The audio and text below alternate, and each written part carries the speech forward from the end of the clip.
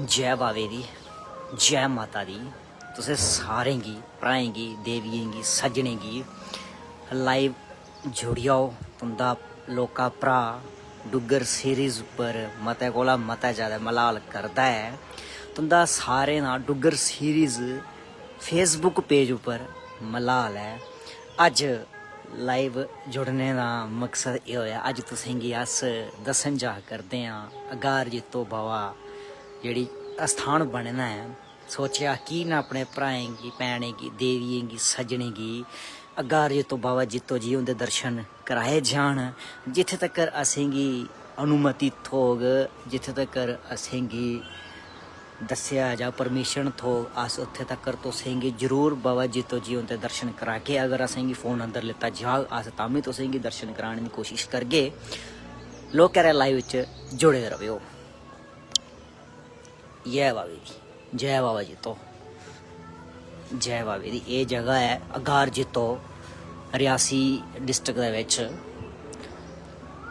जिन्ने भी भरा भाई सज्जन मित्र लाइव दिखा करदे न या भी लाइव जुड़े दे न जां जुड़ना चाहते न, शेयर करूड़ो। ये बाबा जितो दी जगह है। मिगी पता है कि साढ़े जेड़े जिन्ने भी भरा भाई सज्जन बाबा जितो जी उंदे बारे च जानते होने न कि बड़ी बड़ी शक्ति है मां वैष्णो देवी कन्नै। ते ये ओह् स्थान है बाबा जितो जी हुंदा।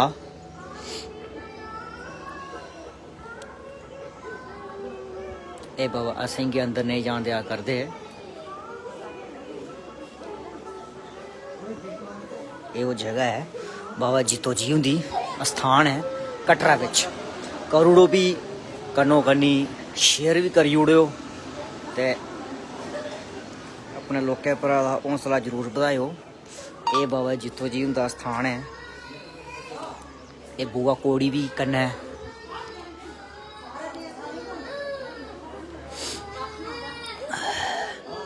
इत्थे ज़्यादा रश नहीं होंदा, मतलब अच्छा है, कोई वो नहीं है ज़्यादा कोई भीड़ भड़ाका या कोई रश नहीं होंदा। अस फिर भी जूम करने की कोशिश करगे इत्थुआं।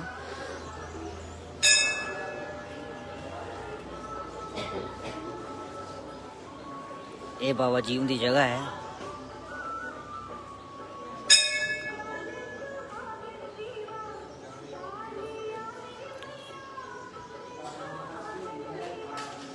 ये बाबा जी उनकी जगह है। बाबा सामने बाबा जितो जी बुआ कोड़ी मां वैष्णो देवी ते कन्नै राजा मंडलीक जी उनकी भी जगह है इत्थे बनी दी। असेंगी अंदर फोन नहीं लेन दिता, इशारा कराउड़ेआ कि फोन अंदर लेना मना है। तो तुसें असें दस्सूड़ेआ प्राचीन मंदिर बाबा जितो जी हुंदा।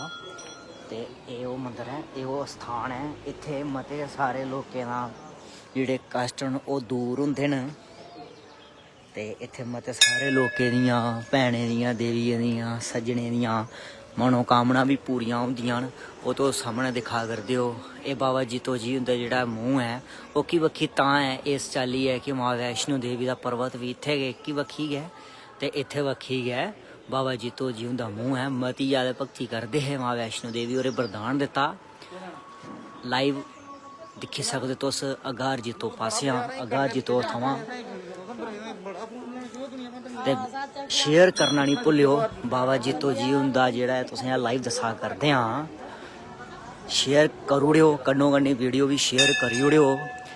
ये इत्थे पूरा बोर्ड लगे दा है बाबा जितो जी की स्थापित कथा। ये कथा भी है इत्थे।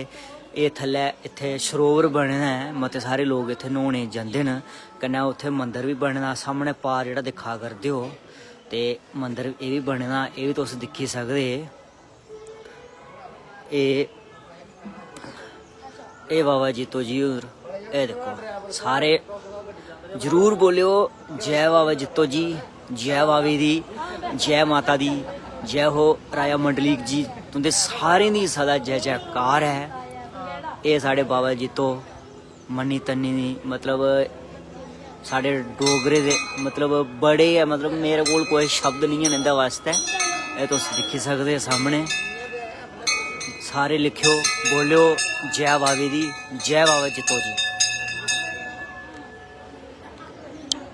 असें तुसेंगी दस्सी ओड़ेआ लाइव बाबा जितो जी हुंदे अपने भ्राएं गी देवियें गी सज्जनें गी वध कोला वध शेयर कर लियो ताकि जेकड़े भी आना चाहते हैं कटरा कोला 5 किलोमीटर की एक ग्राम पौंदा लोकारा अगार जितो ते आनिए तुस इत्थे दर्शन करी सकदे अपने दिल दियां मनोकामना पूरियां करी सकदे। जय बाबे दी।